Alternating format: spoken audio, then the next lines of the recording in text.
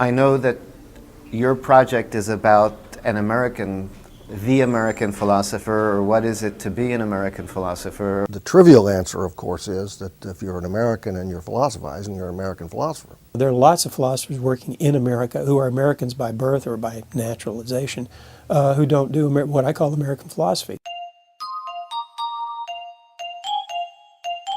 You can be an American philosopher not necessarily standing right at this moment on the North American continent. Sure, there's a distinction between American philosophers and philosophy in America.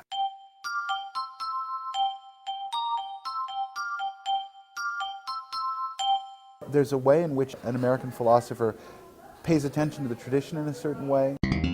Philosophy in America is anything that comes to these shores done by anyone who lives here and maybe holds a job in a philosophy department, although I don't think that's necessary. But those are not American philosophy in the normal expectation of the term. Takes up certain commitments as interests or points of view to use, and also raises questions about things like place and so on. I mean, I think that these are things that mark a particular way of doing things, but there's no exclusive list. I think there are no necessary and sufficient conditions for being an American philosopher.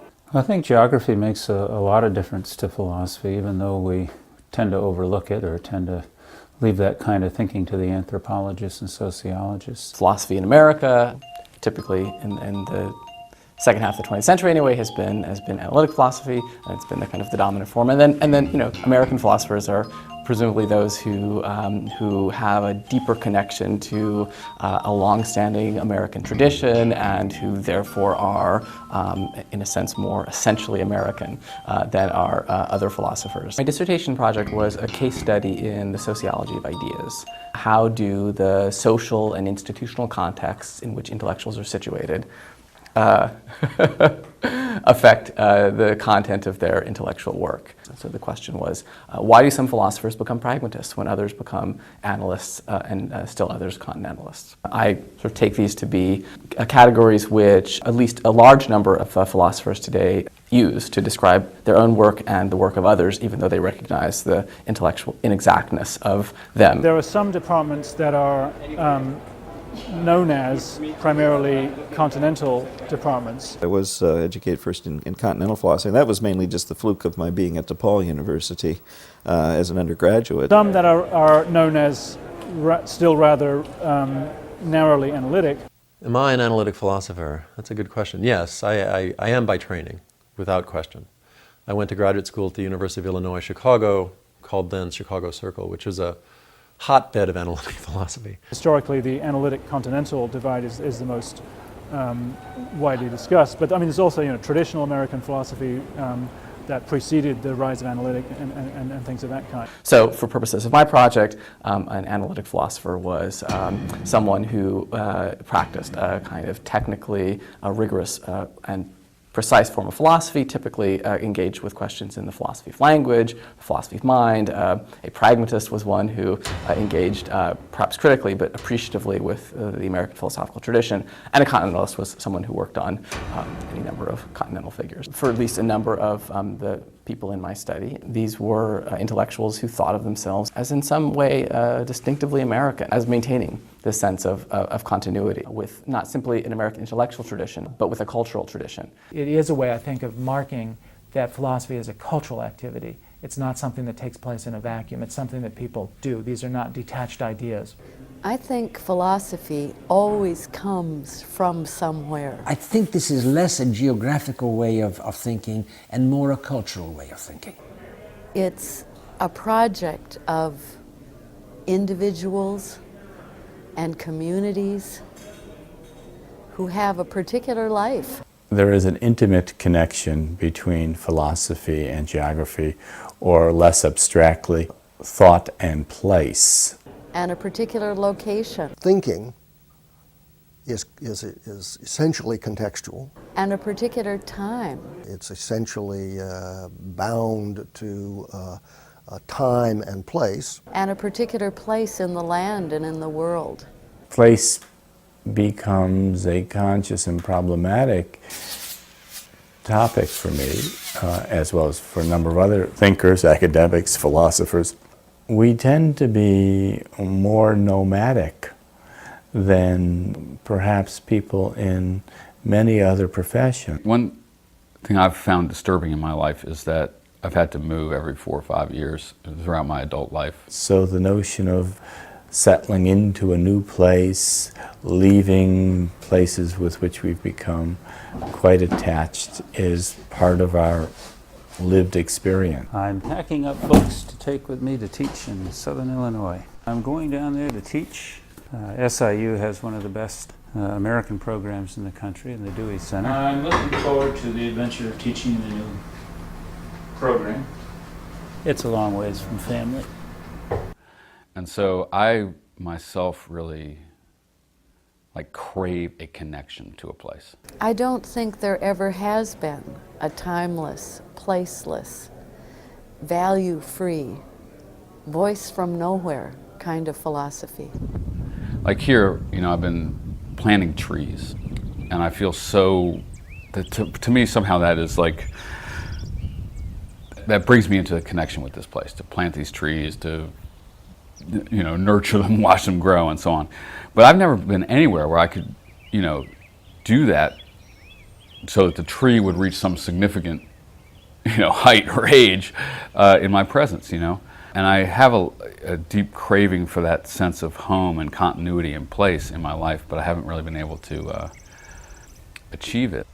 For many of these philosophers, pragmatism became a way of doing a form of intellectual work that really resonated with their sense of self, and gave them a sense of authenticity in their intellectual work. They named it as managed to stick is pragmatism. This is not to say that they're all pragmatists, because they're not. So there's nothing peculiar about the idea of a philosophy that's expressed in America by people who share a certain set of problems, opportunities, loyalties. But it's also something that's probably lost because this is being lost because, or has been lost, maybe it could return, but because American philosophy, much world philosophy, has become so embedded in the academy and so cosmopolitan. But there are many people who really do think, particularly since philosophy has become such a profession, that there's nothing distinctively American about what professional philosophers do. They could just as well be living in Pittsburgh as they could be living in Berlin.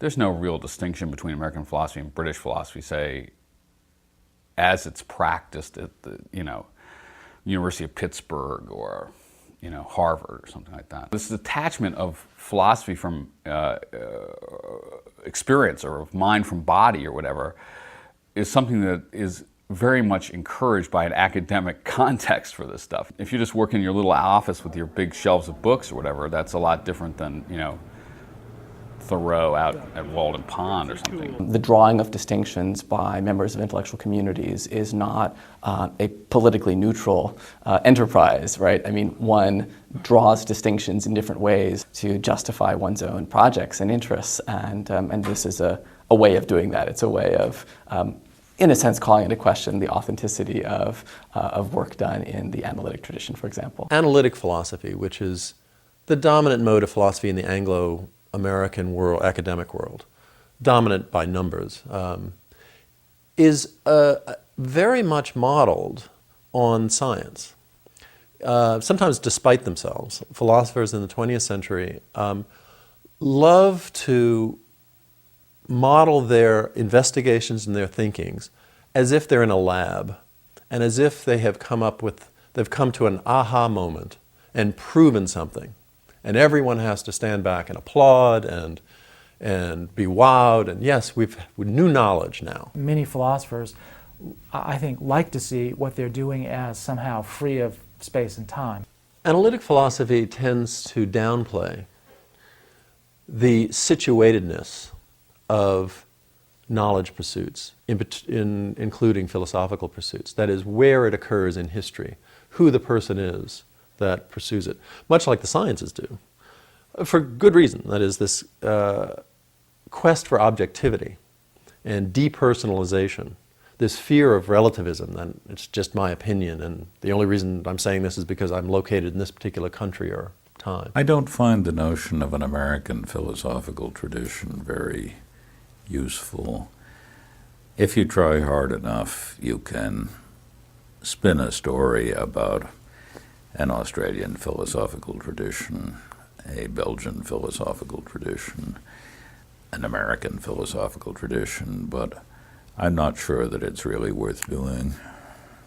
Well, as usual, that's a pretty offhand and thoughtless remark. He's just making a comment that there isn't a core essence, and that's a kind of tired point. We don't talk about Belgian philosophy, that's right. But we do talk about American philosophy, and we talk about German idealism. And it's not that there's no French idealism, but German idealism is a certain brand, and it's identifiable as it grows out of Kant. And we do talk about ancient Greek philosophy, and that's something relatively identifiable. But this is a useful shorthand way of referring to a certain way of thought. I think the only relevance of geography to philosophy is that there is a sort of apostolic succession of professors in the universities of a nation, and you can trace the genealogies of the various generations of philosophy professors back through time. But that succession of who taught philosophy in the major universities of a given country doesn't determine the course of philosophy in that country, because philosophy is imported from other countries all the time. Obviously, you had to build initially on foreign sources. I mean, these people came, Peirce and Kant and James and Hume and Edwards and Locke. I mean, there was surely a background. We didn't start from scratch, so to speak. But I do think that when the pragmatists got started, there was a new sense of thinking for ourselves without the concern of what other people abroad think about it. Now that's very important. Many people, American philosophers, particularly professionals, have been so concerned about whether it's would pass muster in Oxford, that kind of thing. James and Peirce didn't give a damn about that. I don't think there's anything like a national character or the character of a people that influences the reception of philosophical ideas. Philosophical ideas are confined to 1% of the population, and they tend to be cosmopolites who are not easily identified with their country. There is another way of looking at this. It's interesting that particularly figures like Dewey and James thought of themselves as not just doing philosophy in America, but there was something distinctively American, and they were influenced by American tradition. You can look at philosophy as it has been practiced in America and really try and see are there certain types of themes which are characteristically American or been influenced by the American type of tradition. I think that there is a very strong tradition of distinctive philosophizing in America, and that there are characteristic interests which have been predominant in America, so I take that quite seriously.